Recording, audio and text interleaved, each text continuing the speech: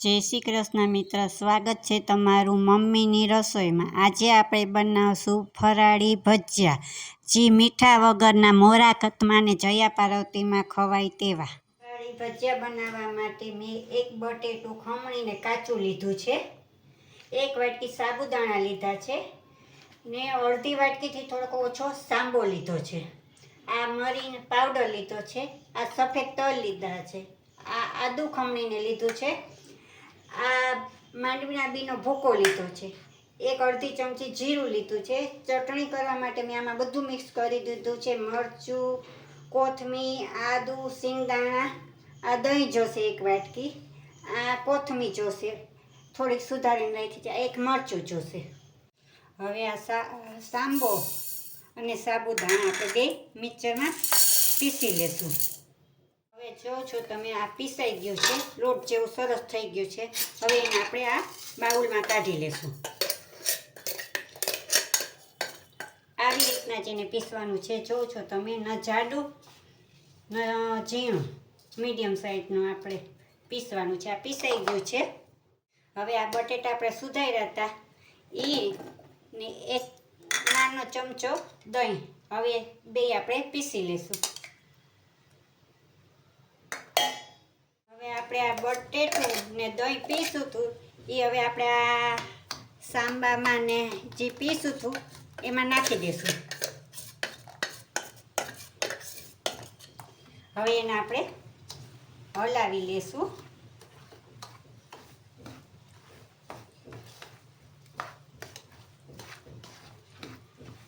આપણે આમાં થોડુંક પાણી નાખવું જોશે।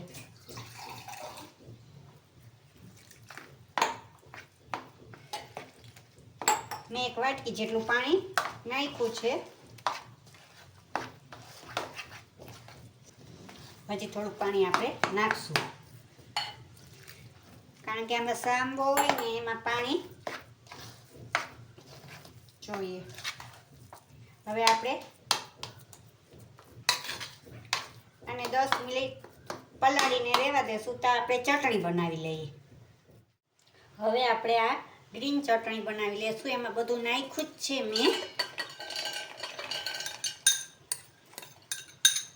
ને। હવે આપણે 2 ચમચી દહીં નાખશું, દહીંથી સરસ થાય છે। તમે નાખવું હોય તો એ વાંધો નહીં, ન નાખો તો એ ચાલે, આ ફરાળી જ બને છે ચટણી, પણ એમ કે દહીંથી બહુ સરસ સ્વાદ આવે છે। હવે એને આપણે પીસી લેશું। હવે આપણી આ ચટણી ગ્રીન થઈ ગઈ છે ભજીયા ખાવાની। આપણે હવે એને બાઉલમાં કાઢી લેશું। નથી મેં જાડી કરી, નથી આછી કરી, કારણ કે આપણે ભજીયામાં ખાવી છે। એનો કલર એ તમે જોવો છો ને, દહીં નાખ્યું છે એટલે કલર સરસ આવે આનો। અને તમે 3-4 દિવસ ફ્રીજમાં રાખી ને પછી ગમે તેમાં ઉપયોગ કરો ને તો એવી ને એવી જ રહે છે ને સરસ લાગે છે। દહીંનો સ્વાદ જ સરસ લાગે છે ને દહીંની જગ્યાએ તમારે લીંબુ નાખવું હોય તોય વાંધો નહીં। હવે 10 મિનિટ થઈ ગઈ છે, આપણું બેટર થઈ ગયું છે। હવે આ બધા આપણે એમાં મસાલા નાખશું। આ એક મરચું સુધાર્યું હતું એ નાખશું, આ જીરું નાખશું, આ આદુ ખમણીને નાખ્યું હતું, તમે ઝીણું સુધારીને નાખો। હું આમાં છે ને મીઠું નથી નાખવાની, કારણ કે મેં જયા પાર્વતી માટે આ બનાવ્યા છે મોરા ભજીયા, એમાં મીઠું છોકરીઓને ને બાયુને ન ખવાય એટલે। આ તલ નાખ્યા છે 1 ચમચી, આ સિંગદાણાનો ભૂકો નાખ્યો છે, આ મરી પાવડર નાખ્યો છે ને આપણા ધાણા સુધાર્યા હતા એ નાખ્યા છે। એક નિમક નથી નાખ્યું, તમે બીજું કોઈ વ્રત રહ્યો, 11 છે, સોમવાર છે, ગમે તમે વ્રતમાં તમે મીઠું નાખો એટલે સરસ થઈ જાય। ને હવે આપણે આ અડધો લીંબુનો રસ ઉમેરશું।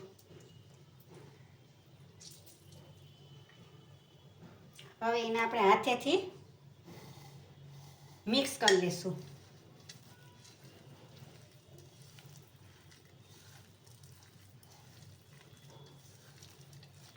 આ સરસ લાગે છે, પણ મેં નિમક નથી નાખ્યું, કારણ કે જયા પાર્વતી મોરાકત ને ચાલે છે એટલે।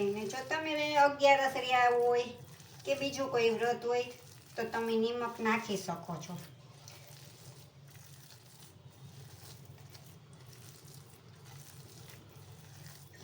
આપણે આમ જોવાનું, ભજીયા પડે એટલું એમ થઈ જાય આમ.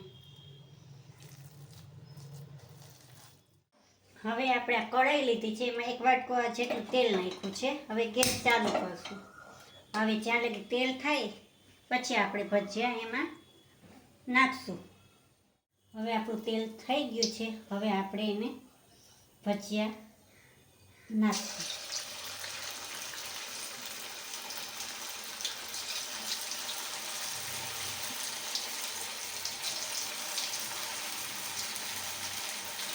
સરસ ઓછા થાય છે, કોઈ વૃદ્ધ માણસ એ ખાઈ શકે. જેટલા સમય એટલે આપણે નાખી દેવાનું.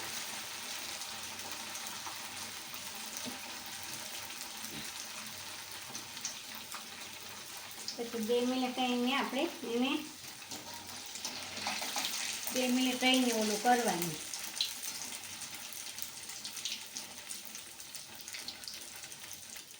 હવે આ આપણે બ્રાઉન કલર જેવા થઈ ગયા છે. હવે એને આપણે કાઢી લઈશું.